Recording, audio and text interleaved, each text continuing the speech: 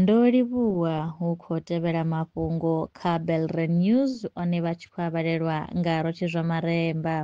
Vhorasaintsi vha ri vha na nḓivho yo ṱanḓavhuwaho malugana na ḓivhazwakale ya lwanzhe lwa Atlantic.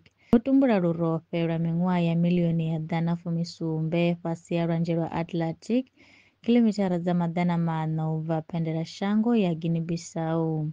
U tumbulwa uho ho vha hone fhethu hune ha ḓivhiwa nga u pfi Equatorial Atlantic Gateway, nḓila ya lwanzheni ye ya vha hone musi hu tshi vha na u fhandekana ha dzhango ḽa Amerika Tshipembe na Afrika, zwe zwa ita uri hu vhe na lwanzhe lwa Atlantic.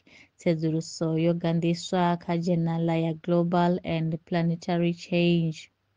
Kha tsedzuluso ntswa yo anḓadzwaho kha dzhenala ya Proceedings of Royal Society B Biological Sciences, tshigwada tsha vhasedzulusi u bva kha ḽa Germany vho wana uri masiandoitwa a vhulimi kha zwikhokhonono o no anda. U shumiswa ha mishonga ya u vhulaya zwikhokhonono ndi tshiṅwe tsha zwivhangi zwihulwane zwa u tsela fhasi ha zwikhokhonono shangoni ḽa Germany. Vhasedzulusi vho shumisa data yo kuvhanganyiwaho kha miṱa ya zwikhokhonono ya maḓana maṋa i wanalaho kha ḽa Bavaria.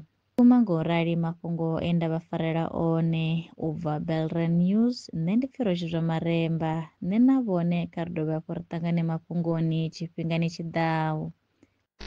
Wangani zwi ḓa kha sia ḽa masheleni, Belren Brands ndi tshandulo yavho. Ri vha thusa musi wo hanganea lwa shishi kha sia ḽa masheleni. Ṱhoḓea ndi dzi tevhelaho: tshiḽipi tsha muholo, tshitatamennde tsha bannga tsha miṅwedzi miraru, khophi ya basa na ḽiṅwalo ḽine ḽa sumba hune vha dzula hone. Vha ri kwame zwino 083 861 2263. Email ndi info@belrenbrands.co.za. Belren Brands ndi vhahadzimisi vha masheleni vho ḓi ṅwaliselaho.